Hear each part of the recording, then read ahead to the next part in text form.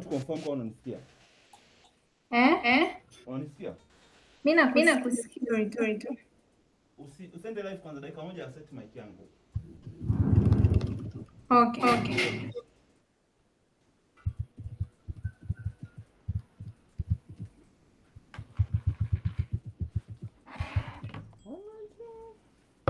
Uko poa lakini? Niko poa wewe.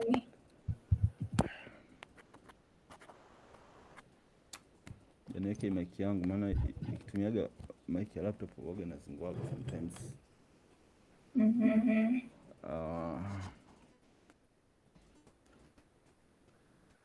Nakwambia let me refresh kwanza kidogo.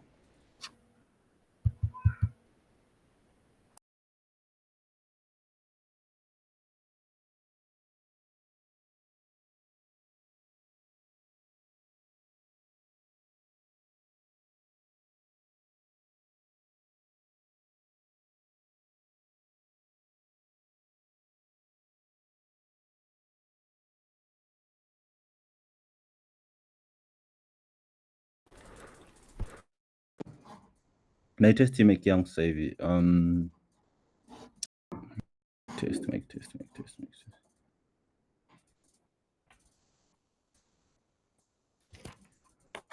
Mic test. Just a minute, mic test. Okay, mic test. Sasa hivi unanipata Nakusikia vizuri tu. Tunaenda live. Au tuko live? Crazy. Tayari tuko live. Tuko live. So guys, karibuni sana kwenye session yetu ya leo.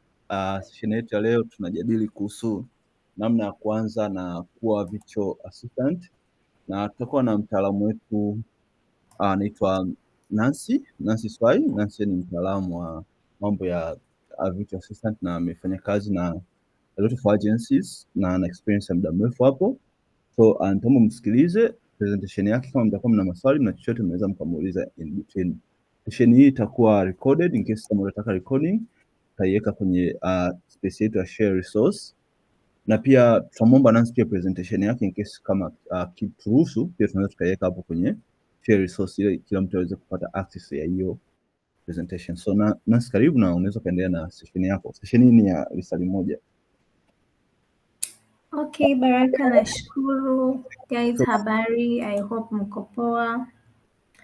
Mimi naitwa Nancy kama Baraka alivyotangulia kunitambulisha. Naitwa Nancy, ni virtual assistant and I've been a virtual assistant for 2 years, mwaka mmoja na nusu for now. Na nimefanya kazi na like 4 or 5 clients, international clients. So nitashare the vitu nilivyojifunza so far in this journey as a virtual assistant. So hopefully by the end of the session mtakuwa mmejifunza, mmepata kitu, na kwa wale ambao bado mna confusion about virtual assistant ni nini, mtakuwa mmeshaelewa and how to start. So I'll start the session. Kwa leo tutajifunza most of the basics, the ABCs za virtual assistant. Kwa utajua what is virtual assistant, kuna different niche za virtual assistant, nitazielezea kwa ufupi tu kwa sababu ziko nyingi, we can't cover everything. Afu kuna essential skills ambazo mtu anazihitaji kwa virtual assistant, kuna how to position yourself, where to find jobs and how to stand out. So tukianza na what is a virtual assistant au who is a virtual assistant.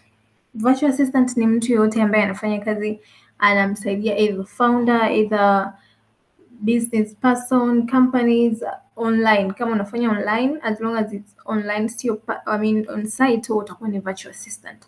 Kwa mtu yoyote ambaye ana support businesses, coaches, entrepreneurs, companies, startups online, huyo ni virtual assistant. Na kwenye virtual assistant kuna different niches, zipo nyingi. Kwanza to understand who hires the virtual assistant. Kama nilivyosema, you work online na utakuwa na work with people like coaches, hawa ni career coaches, business coaches, mtu yote ambaye na coach, hata gyms au fitness coaches unaweza ka work nao. You can work with CEOs, hawa ni founders wa makampuni. You can work with small businesses, business yoyote ile, hata kama iko Bongo, iko abroad, you can work with them. You can work with startups, you can work with real estate agents, e-commerce business, consultants, influencers, and agencies. So as a virtual assistant, you have a broad employers. Yani, you are not limited to who you can work with, as long as you are skilled, you have skills. Now you are flexible to work online. You can work with anyone you want in any industry you want. Kama unataka work with health au tech industries au e-commerce, real estate, anywhere you want to work, anyone you want to work with, as long as una skills, you can work with them as a virtual assistant. So to ongelea the benefits of becoming a virtual assistant. In summary too, benefits ziko nyingi, because ukiwa virtual assistant, number one, you'll be very flexible, kwa hiyo you can work from anywhere. As I mentioned, virtual assistant, you work online, you're not working on site. So the first benefit is you are flexible, you can work from anywhere, you can work from home.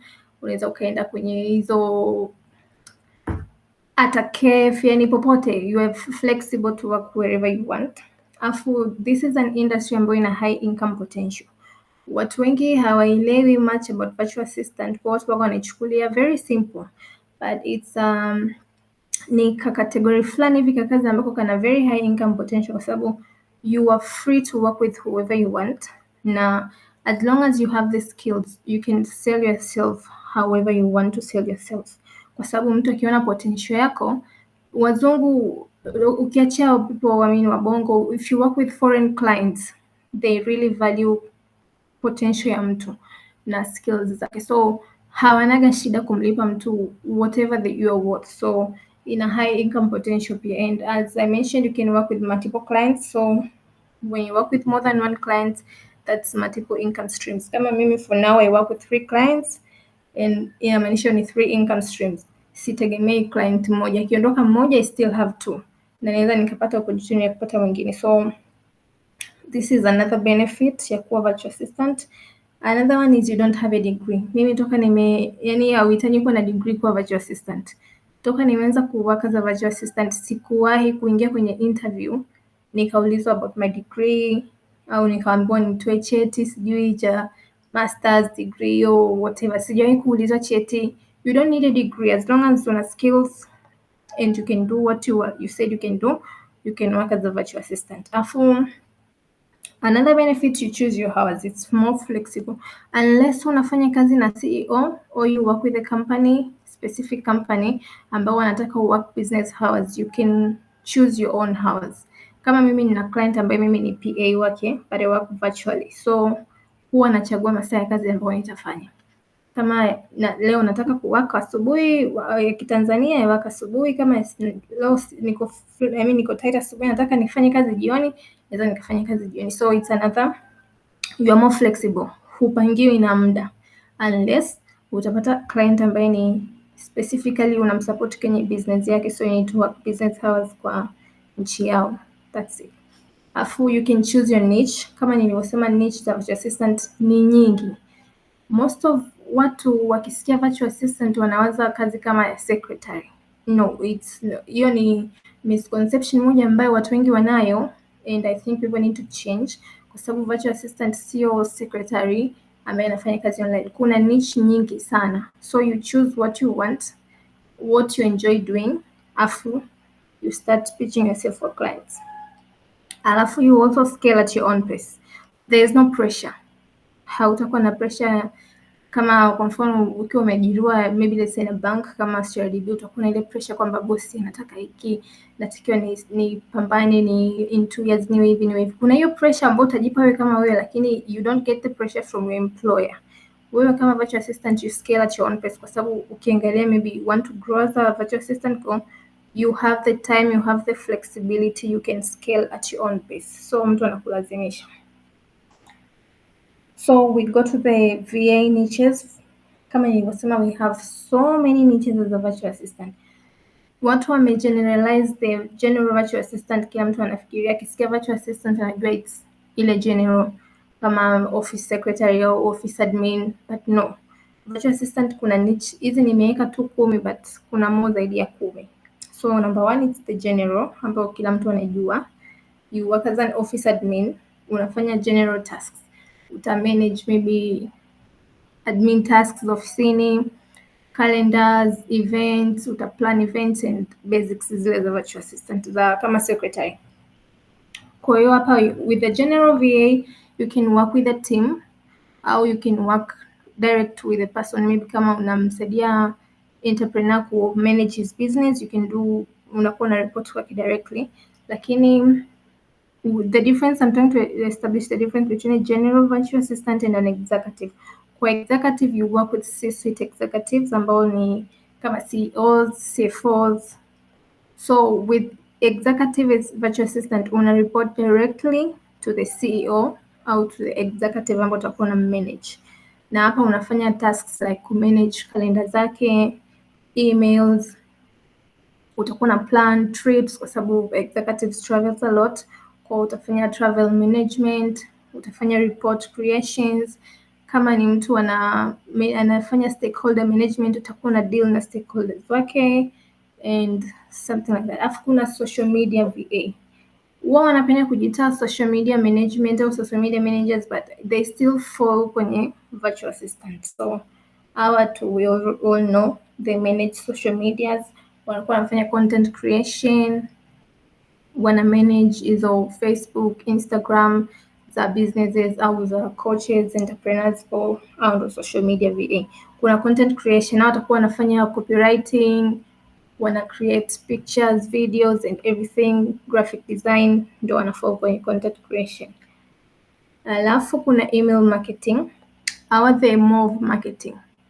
Kwa watakuwa wana deal na email campaigns, wanakuwa wanafanya email designs, wana manage newsletters and everything. Hao ni email marketing VA. Kuna e-commerce, utakuwa na manage e-commerce websites za bosi wako au client wako, unafanya zile order placement, unafanya order tracking, una manage carts, abandonment, hivyo unakuwa na follow up na customers. Kwa kuna customer support pia hapo kwenye e-commerce VA. Alafu kuna real estate, hawa ni kama wale ambao wana manage Airbnbs. Kwa unakuwa unafanya hizo property bookings and everything, una manage on behalf of the client.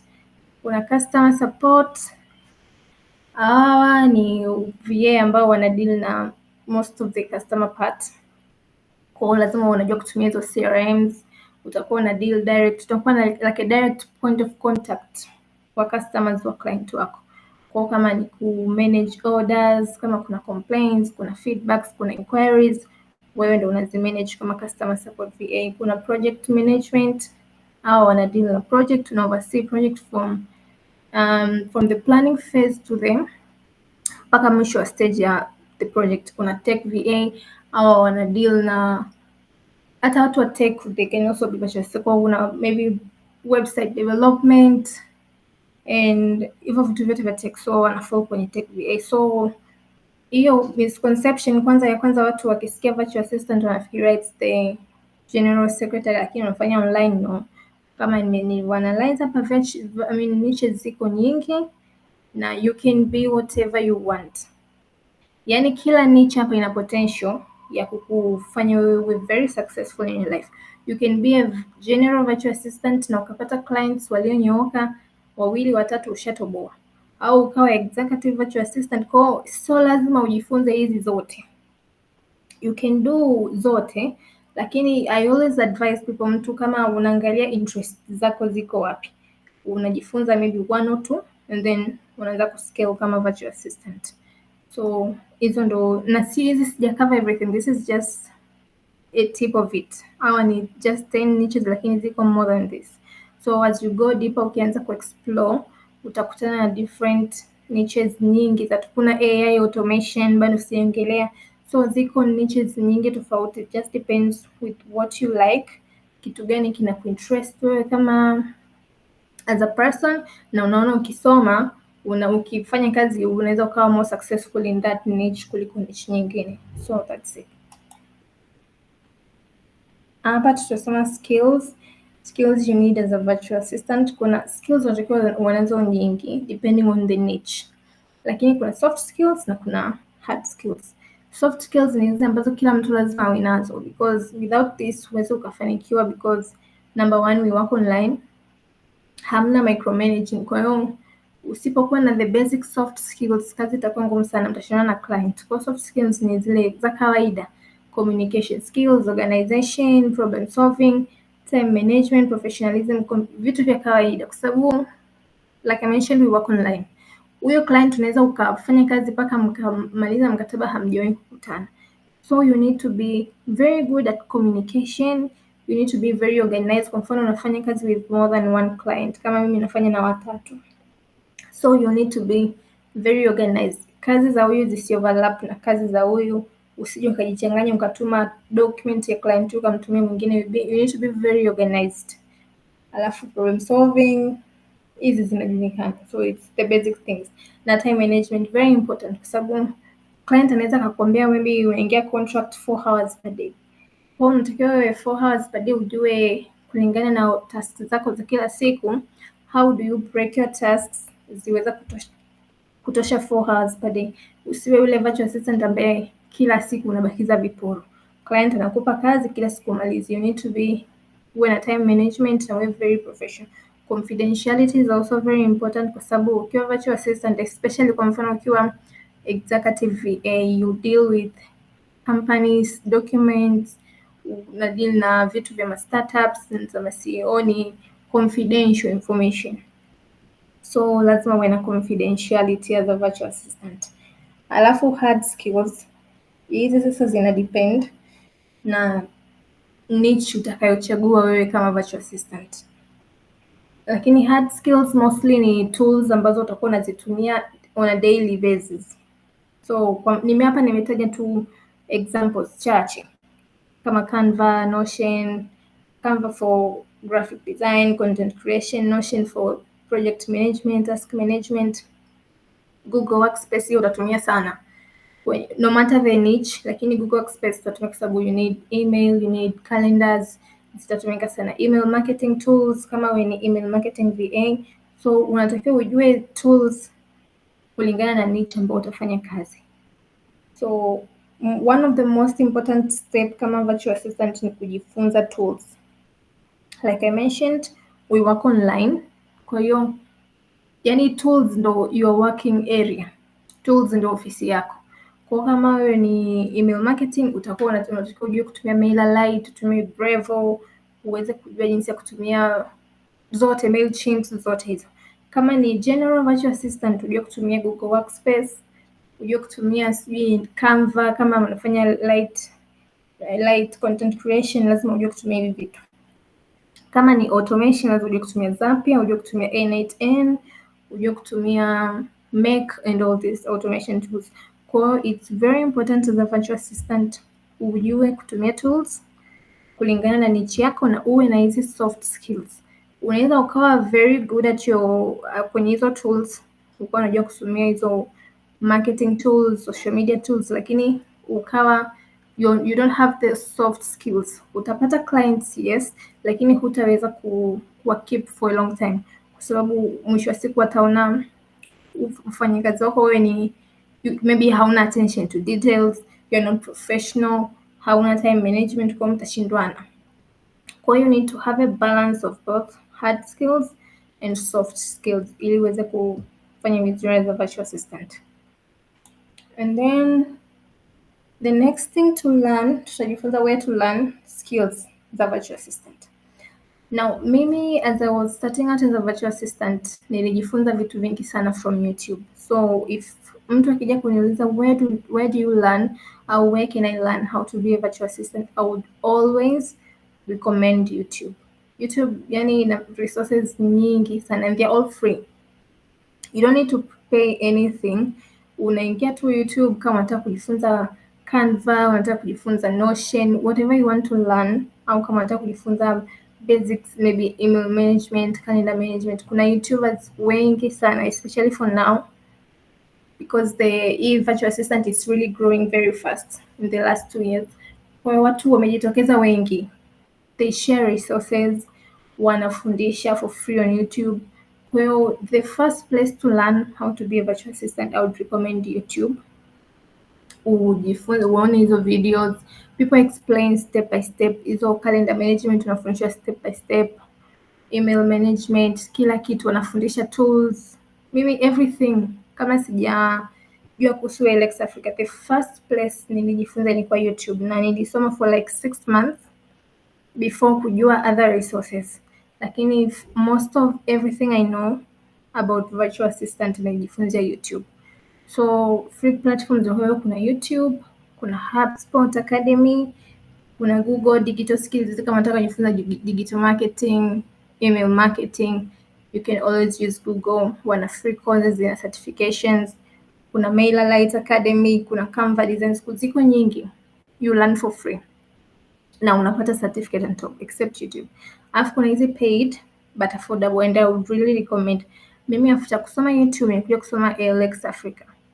So huko na wenyewe wanafundisha vizuri, you get a certificate too, though they rarely ask for your certificate as a virtual assistant, but I would recommend kuwa nayo tu, just have a certificate.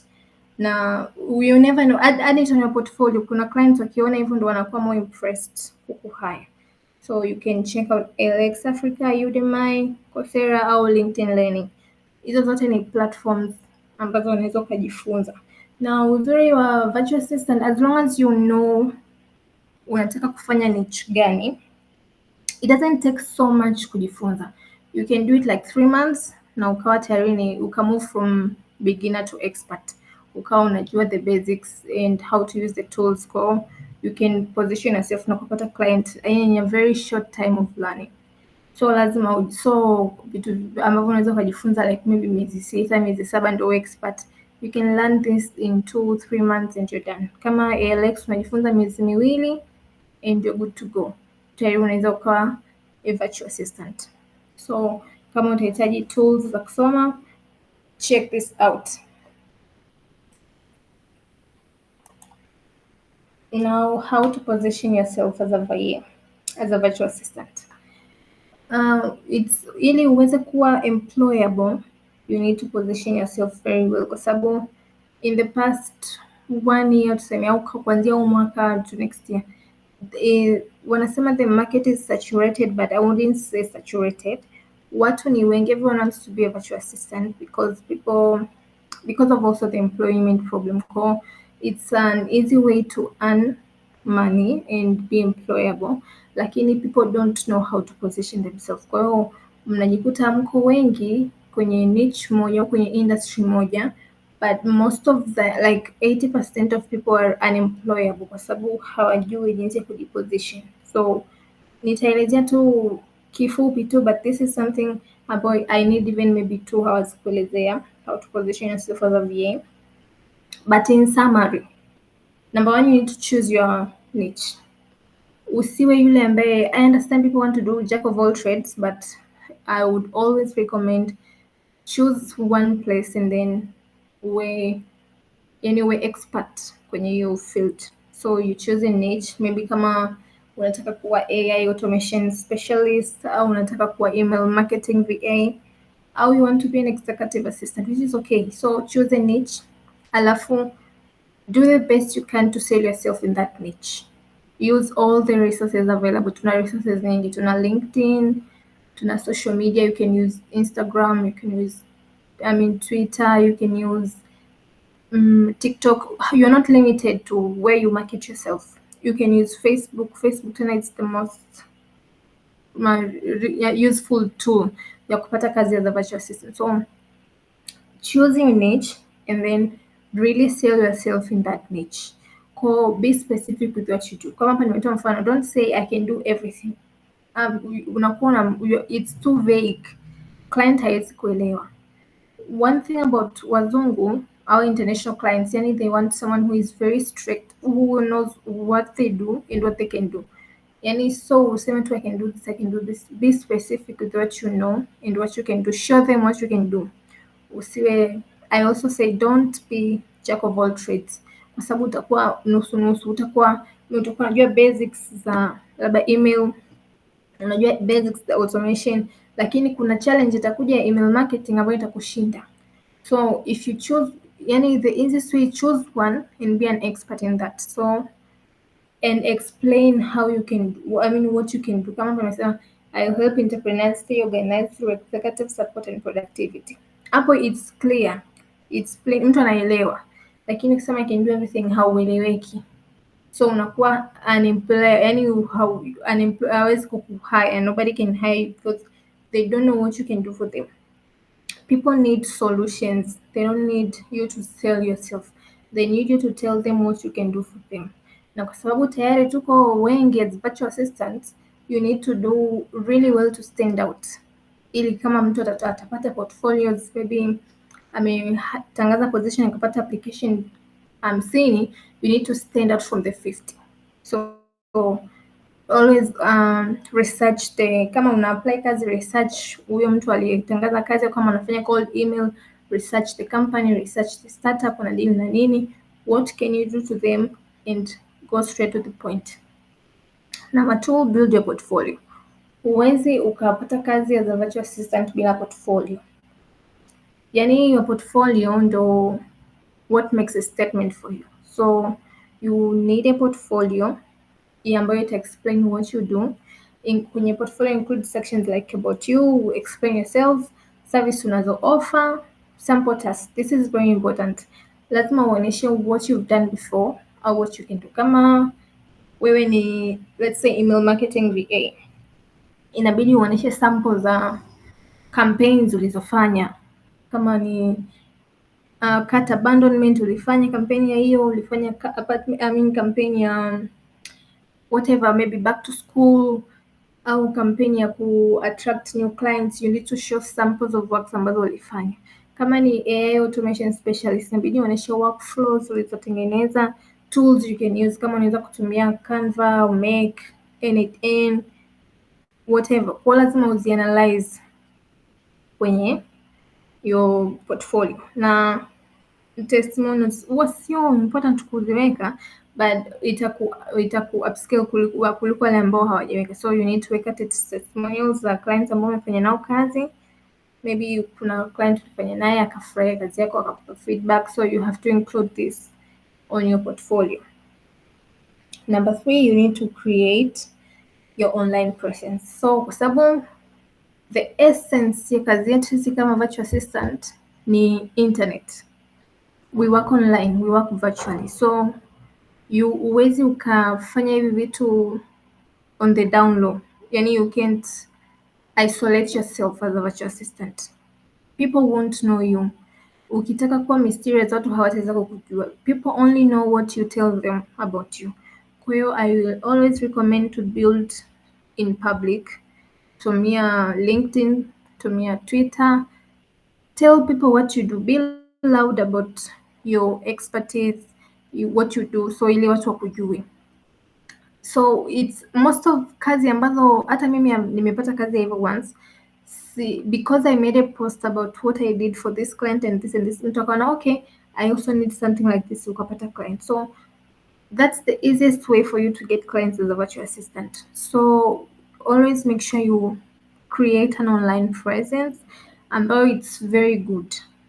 Kama utakuwa na, maybe you choose to post on LinkedIn, be very professional about it, post about solutions, identify problems, unaelezea solutions ambazo unaweza kuzitoa kama VA, and that's how you get clients. That's how people know about you.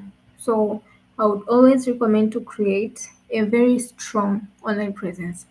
And ya mwisho, pitch yourself.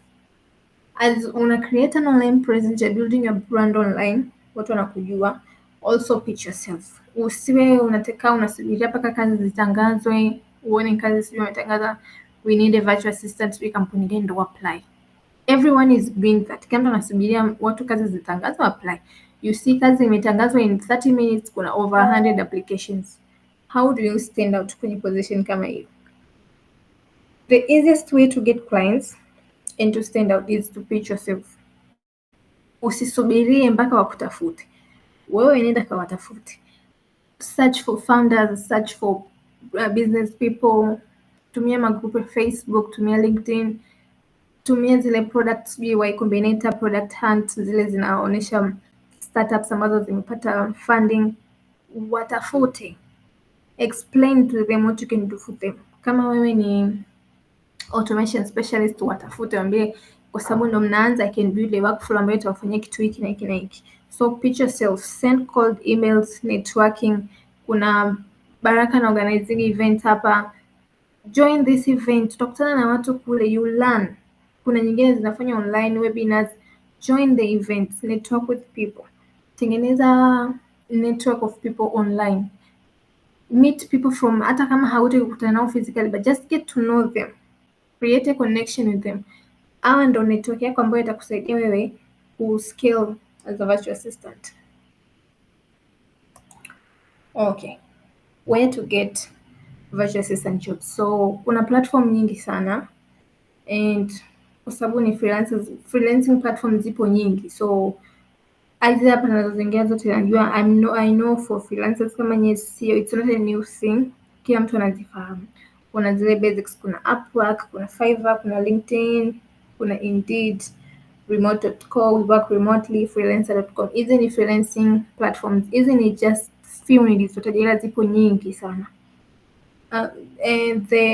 Na hizi zina benefits and disadvantages, but mostly kwa sababu ni platform ambazo most of this you need to pay to get a job. Kwa mtu ambaye unaanza kama a beginner virtual assistant au entry level virtual assistant, kuna resources za kulipia ili upate kazi. Kwa hiyo kwa wale ambao tayari ni expert au una uwezo maybe wa kulipia maybe hapa connect hizo nini, you can do this, but for an entry level VA I would recommend hizi nyingine hapa chini. Kuna option mbili, kuna hizi za agencies au kuna direct client acquisition. Mimi client wangu wa kwanza as a virtual assistant nilimpata kupitia an agency. Nitengeneza tu hiyo kama ninavyosema build online, then recruiter kanitafuta from LinkedIn and the rest is history, nikapata client. So agency is the easiest way. You won't pay for anything. Uta undergo to a very long onboarding process, interviews kama zote, matesti, maswali manini, lakini once you're in. Na ukishapata kupitia an agency, as long as uko nao bado, you will always get client recommendations. So the easiest way for a beginner virtual assistant, you have to go through an agency. Na agencies ndio nimezitaja kama hizi hapa. Kuna Virtual Assistant Visual, this is where I work, VAV. Kuna OK Relax, kuna Talent Match, kuna Belay, Woodbows and Bodley. Kuna also nyingine inaitwa Athena, hii hapa it's recently launched in Kenya, lakini for now bado hawapokea applications from Tanzania. So if you need to explore the agency route, I would recommend hizi nilizozitaja. They would always wanapokea applications from nchi zote za Africa. And the other means ni direct client acquisition. Hii ndo niliyoiongelea in my past presentation. Nimesema cold emails and networking. You need to find a way to get clients directly, wewe kama wewe. So always pitch yourself. Usiogope, this thing is online, hakujui huyo mtu, and the easiest way ni identify the problem and what you can do for them, alafu mtafute mwambie I've noticed this and this and this, maybe kama kwenye website, kwenye kampuni yako, and I can do this and this and this. Be straight to the point, usizunguke. And ukiwa unatumia hizo cold emails, don't avoid kusound desperate. Kuna mtu alinitafuta jana akaniambia I've been trying kutuma cold emails lakini sipati response. Nikamwambia hebu nitumie nione template samples unazotuma. Then kwenye zile cold emails she's like begging, please help me, nipe hata tu niwe internal. Wazungu, they don't need you, you need them. So they also need you, but they don't know if they need you. Kwa hiyo you need to waonyeshe kwamba they need you and you can do this and this and this for them. That's how they see your value. Ukienda unajidemean, unaomba maybe nipe tu hata intern, no, it's a turn off for them. Wanakuwa wanashindwa kuelewa. So ukitaka kufanya successful cold email strategy, go direct to the point. Analyze, identify the problem, explain how you can do it. Afu offer, malize with a very clear call to action, maybe are you open to a quick phone call, phone meeting, interview? Kwa hiyo sometimes you can go an extra mile. Kwa mfano kama tech VA au automation specialist, unaweza ukatuma sample ukamwonyesha. Kwa mfano kama unafanya automation, you can identify a problem ambayo umeiona kwenye kampuni yake au from the website, alafu unawatumia sample ya automated workflow and how it can do. Unawafanya wanakuwa intrigued, wanakuwa curious, they need to know more about it. Kwa hiyo and the moment they get on a call with you, hakikisha lazima you get a job. So that's the easiest way and most efficient way ya kupata kazi as a virtual assistant, kwa sababu unaweza ukatumia agencies. Sipondei agencies, I work with an agency kwa client moja, but with agencies wote tunajua there is an agency fee, so unakuta whatever the client is paying you get maybe half au robo tatu, and then they take the rest. Kwa ukipata direct client, that's the benefit, kwa sababu mtakacho negotiate on the contract, that's what you get paid. Yani hamna mtu kati. So as a beginner, as an expert virtual assistant, I would always recommend kufanya direct client acquisition, pitch yourself, send cold emails, network, grow your presence online. Ili ifike point you don't need to go for them, they come for you. Wanakutafuta wenyewe. You don't have to post all the time, lakini be strategic, be specific with what you post. Hakikisha kinaonesha value of what you can do. So if they come across your LinkedIn page or your Twitter page, you know, oh, this is what we want, this is who we want, so inakuwa rahisi kwa kupata clients kuliko kuandaa the stress Upwork or Fiverr sending proposals, zile connect mara zimeisha, una hela. So there's another way to do it, na ndo kama hii niliyoielezea. Now this is a bonus slide, how to stand out as a virtual assistant.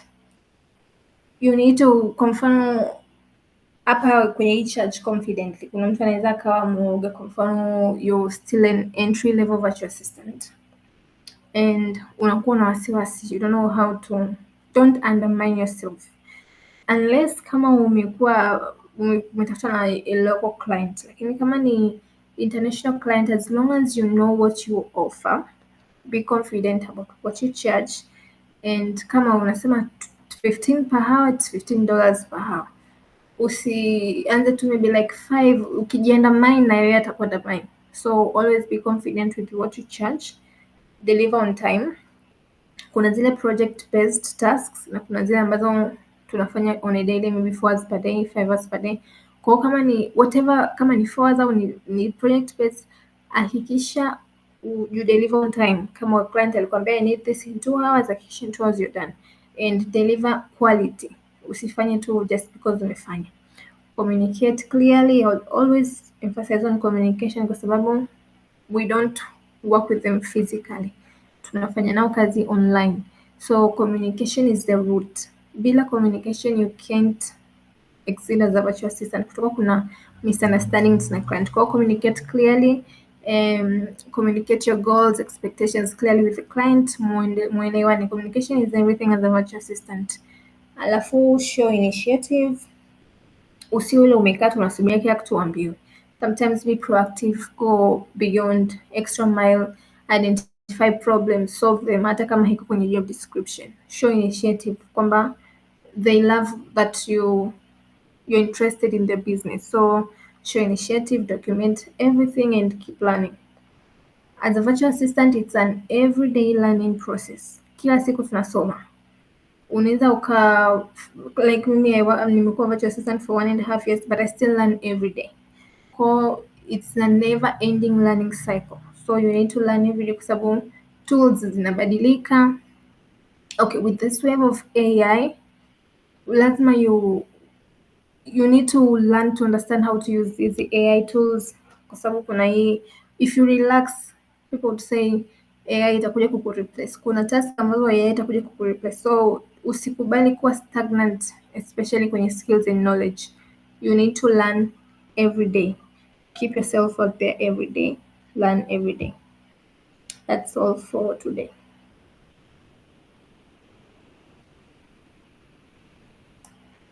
Kama kuna mtu ana maswali. Tunakushukuru sana Nancy. Mimi nitaweka tu addition hapo. Moja kitu muhimu cha kujua as a virtual assistant ni kutumia tools tofauti tofauti, na Yeah. Nancy mention sehemu ambazo unaweza mkajifunza kozi, but moja ya ni kama tricky, ni siri yangu ambayo mimi natumiaga, sababu natumia tools nyingi sana. Most of these tools waga kwenye peji zao wana section ambayo unaweza kujifunza tools husika namna inayofanya kazi. Asana wana sehemu ambao wana Asana Academy. Kuna Mailchimp na wao wana Mailchimp Academy, Make na wenyewe wana Make Academy, ambao unaweza kujifunza bure na ukapata hizo certificate ambazo ukituma kwa client anajua kweli unaelewa namna hiyo tool ambayo namna ambavyo inafanya kazi. Pia kwenye community yetu tuna place ya courses ambapo tunajitahidi sana ku upload hizi courses za YouTube ambazo watu wana train hizo tools tofauti tofauti. So by saying that, kama una swali la kumuuliza Nancy, naomba nikuruhusu. So nita-invite watu wote ili iwe rahisi kumuuliza Nancy swali. So you have to accept kuwa co-host ili sasa uweze ku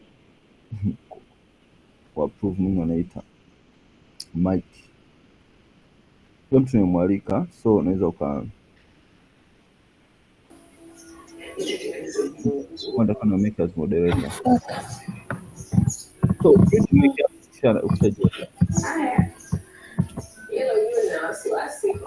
mute mic yako please kama umesema.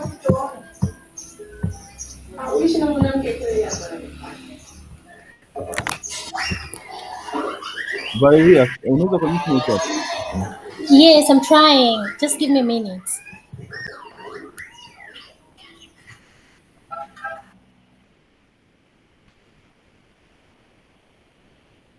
Tunao kuinvite tena.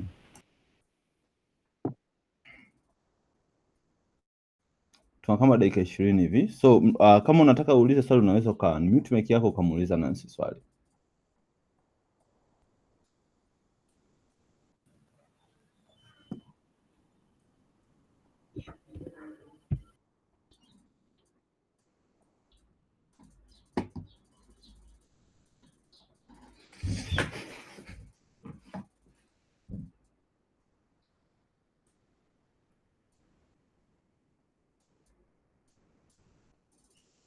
Kama una swali unaweza mute mic yako ukamuuliza Nancy swali.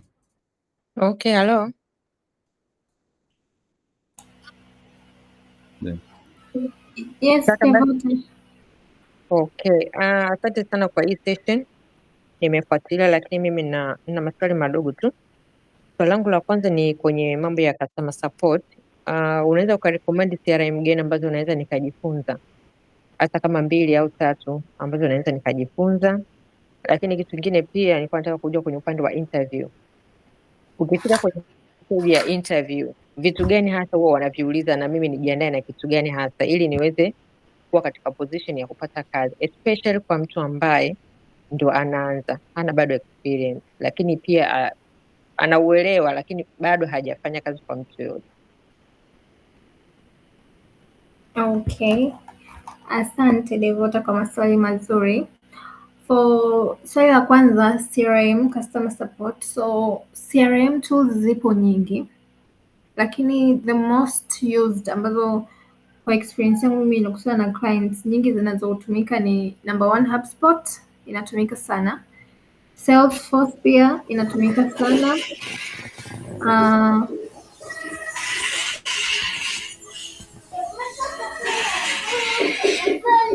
Kuna Zoho CRM. Kwenye Zoho kuna Zoho ile main CRM na kuna Begin. So hizo zote mbili ukiweza kujifunza it's a plus. Na Brevo. Hizo nilizozitaja ndo in my account nimekuta nyingi clients wengi wanazitumia hizo. Na Notion pia, without forgetting Notion. So kuna HubSpot, Salesforce, Notion, Zoho CRM. Kwenye Zoho kuna Zoho main CRM na kuna Begin. Kwa hiyo ukiweza kujifunza hizo plus Brevo, you're good to go for customer support. Hizo ndo most commonly used CRM tools. Kwenye swali la interview, mostly interview zetu kama virtual assistants ni more technical kuliko more theoretical part. So maswali mengi yanayoulizwa ni technical part. Yani ukitoa ile the most basic interview questions kama tell me about yourself, strength na weakness, the rest ni technical questions. Utaulizwa questions like unajua kutumia tools gani, ueleze scenario ya jinsi ya kutumia hiyo tool, kama unafanya customer support kwa utaambiwa maybe ukisema umewahi kutumia Zoho utaambiwa uelezee how to labda kuimport customer information kwenye Zoho. Kwa most of the questions ni technical based on your niche ambayo utakuwa umechagua kama virtual assistant. Kwa if you have an interview ama unategemea kuwa na interview, prepare for more technical questions kuliko the most theoretical questions. Sijui utakuwa nimejibu swali lako. Yeah, asante. Okay.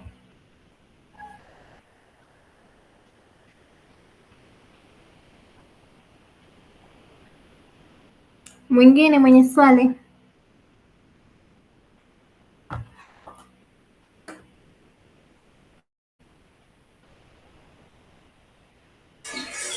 Hi, Nancy. Yeah. Habari? Salama. Karibu. Nilikuwa nauliza. Yeah. Umeongelea kwenye swala la kucreate portfolio. Sasa mfano, mimi sijawahi kufanya kazi na mtu. Na inabidi pale ni display portfolio ambayo itanifanya niwe marketable. Yeah. Do I have to kusoma huko from YouTube na nifoji or what do I do? Okay, swali zuri. For a beginner virtual assistant ambaye hajawahi kufanya kazi yoyote real client work, unaweza kutengeneza portfolio with samples kwa sababu utatengeneza mock projects au tunaziita mock tasks. Utajifunza kwa mfano maybe wewe ni general virtual assistant, unafanya labda email management, calendar management, travel management and the rest. So utabidi utengeneze sample tasks, sample projects au ufanye with your own. Kama ni email management, you use your own email as a sample. Mimi my first portfolio, I think bado ipo LinkedIn, nilitumia my own email, my own calendar as a sample. Kwa hiyo nilichukua screenshot ya my Gmail inbox before, afu nika analyze, nikatengeneza zile labels, nika group chat, nika delete zile promotions and extras, ikawa more organized. Kwa hiyo nikafanya hiyo kama before and after. Kwenye calendar management tunatengeneza calendar events. Kwa hata tu zozote, sample zozote tu, hata unaweza ukadocument your daily activities kwenye kalenda yako, as long as you have the before and after. Yani mtu akiona ajue kwamba you understand the basics of calendar management, kuanalyze events, color code hivyo. Kama unafanya let's say email marketing, unaweza ukatengeneza a sample project au sample campaign. Ukatengeneza sample campaign, ukaituma, ukatrack zile opens, zile statistics zote, ukazitumia kama portfolio yako. So the easiest way as you're learning, tengeneza sample projects, afu utazitumia hizo as your own project, sample projects kwenye portfolio. Sijui nimejibu swali lako? Yeah, thank you. Au kama you have somebody ambaye anaweza kukusaidia akakupa sample tasks, maybe a friend au kuna boss unajuana naye, anyone ambaye anaweza kukupa sample tasks ukazifanya ukazitumia kama sample projects kwenye portfolio.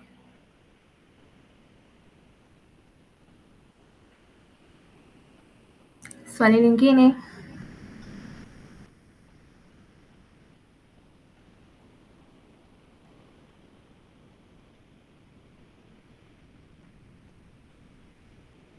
Kama kuna mtu ana swali lingine. Okay.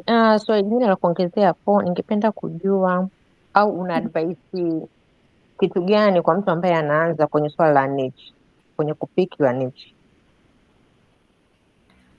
Umeenda kwenye niche gani? Unaweza ukasuggest niche at least labda 3 ambazo mtu anaweza kaanza nazo for the beginner. Okay, for a beginner virtual assistant, kwanza kwenye niche down it's always very tricky kwa sababu niche zote ni nzuri and they all pay really well, lakini I would always nasisitiza mtu angalie interest yake ni nini. Lakini kama unauliza for a beginner virtual assistant, the easiest niche ya kwanza nayo as a virtual assistant ni general virtual assistant, kwa sababu unafanya zile general tasks ambazo hauhitaji kujifunza so many tools. Yani ni vile vitu basic, ukishajua kutumia Google Workspace, Gmail, calendar, you're good to go. naweza nikawashauri uanze na general virtual assistant, uanze na customer support au uanze na executive virtual assistant. Ukiweza kuingia kwenye hizi either of the three inakuwa ni rahisi kwako. Kuna also another niche of personal virtual assistant. Mimi nafanya hiyo na client mmoja, I'm his PA, lakini nafanya virtually.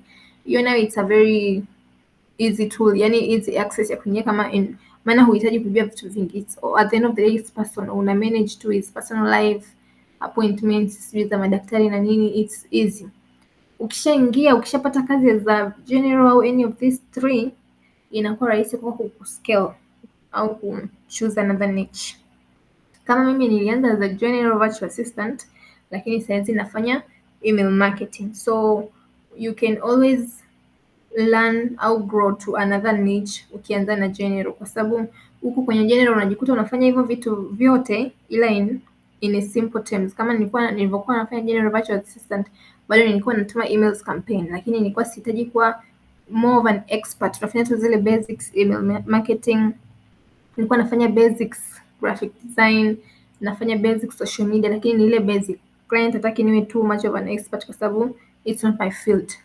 Point is, ukianza ku general inakuwa rahisi wewe kuscale kwenye another niche, au ukianza za executive virtual assistant inakuwa rahisi kuscale into another niche. Asante. Okay.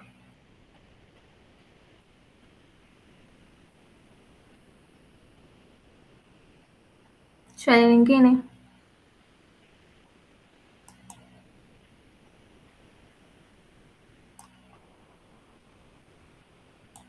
Okay, kama hamna swali, I would like to finish with this. Nimetengeneza like a weekly newsletter ya kusaidia upcoming virtual assistant. This is absolutely free. Nitakuwa natuma resources, tips. Tutakuwa tunafanya challenge za cold emailing and networking. Kwa hiyo if you'd be interested to join, na hizi notes nilizo present hapa nimeziweka into an ebook to share with in the newsletter. So if you'd be interested to join, nitatuma link kwenye group, then you subscribe to the newsletter. Nitakuwa natuma weekly or twice a week. It's an easy access to me. Kama utakuwa na questions, you can get my email, my phone number, unanipigia, unaniuliza, and nitaweza kukusaidia, and it's totally free. I just want to help people scale and grow into the virtual assistant industry because notice in the kwa huu mwaka mmoja na nusu niliokuwa huku, Watanzania bado tupo wachache sana. I think ni kitu ambacho bado kinakuwa kwa Watanzania, so we still have a lot to do. Kama mtu anaweza kumshika mtu mkono kama uphold, it's something I would love to do. Kwa kama utakuwa na swali, you need support, you can always reach out to me, and nitakuwa natuma tips kwenye hiyo newsletter weekly. Nitashare link in the group, in the community. Thank you. Thank you so much. Okay.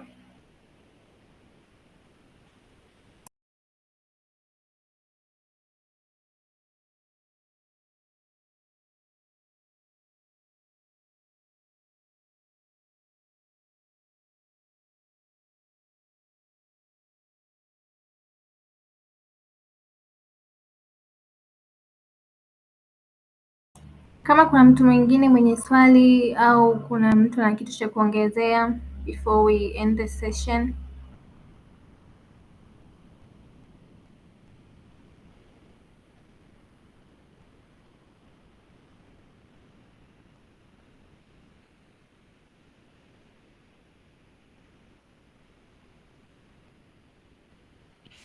So guys, hamna mwenye swali?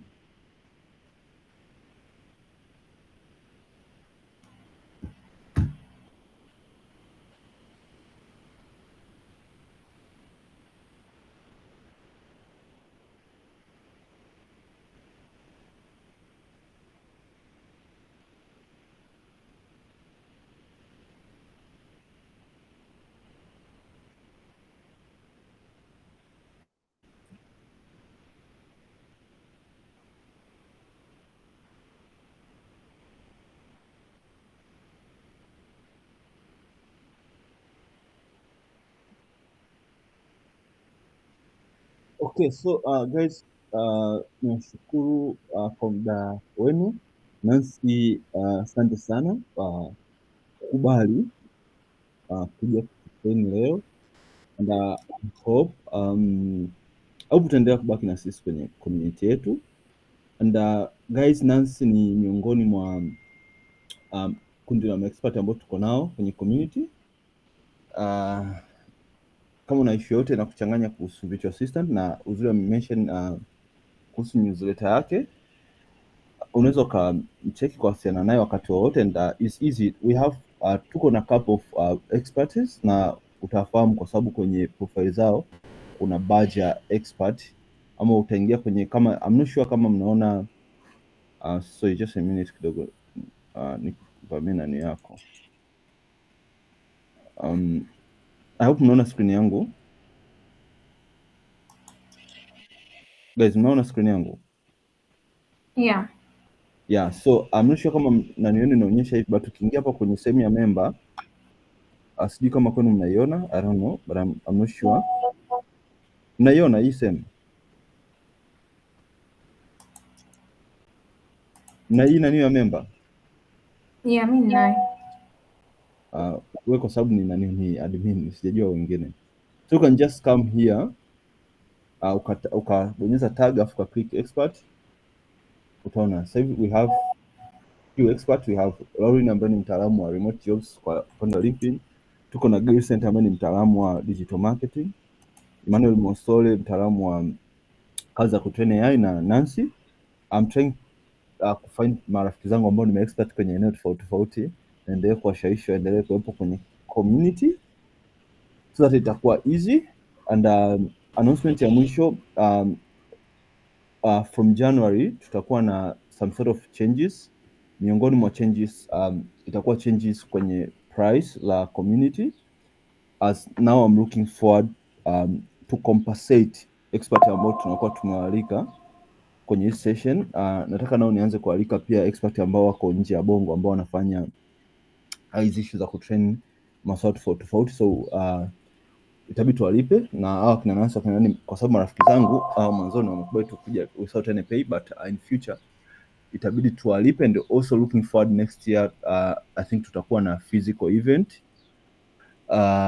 Pia tutakuwa na my own courses, nafikiri kuanzia April mwakani zitakuwepo. So kuna a lot of changes zitafanyika next year ambayo itakuja kuwa na change za subscription, and in case kama ulilipa any subscription mwaka huu, hiyo subscription yako tutaanza kuicount next year. So kama ulilipa labda subscription ya miezi 3 kwenye community, tutaanza kuicount kuanzia January, na kama ulipa mwezi mmoja tutaanza count from January. But I think mostly I'll just share announcement ambayo ikiwa na all details na hizo changes, so kila mmoja awe in line. But next year I hope our community yetu itakuwa big zaidi, as we are looking forward kuintroduce vitu vingi vipi ambavyo mwaka huu hatukuvifanya. Mwaka huu is more like nilikuwa naona namna gani ambavyo I can improve community na kuunderstand zaidi changamoto zipi watu wanapitia na which is better way ya kuzisolve.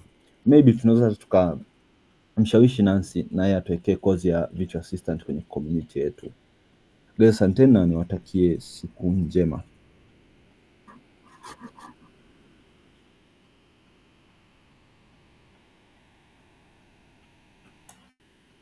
Asante.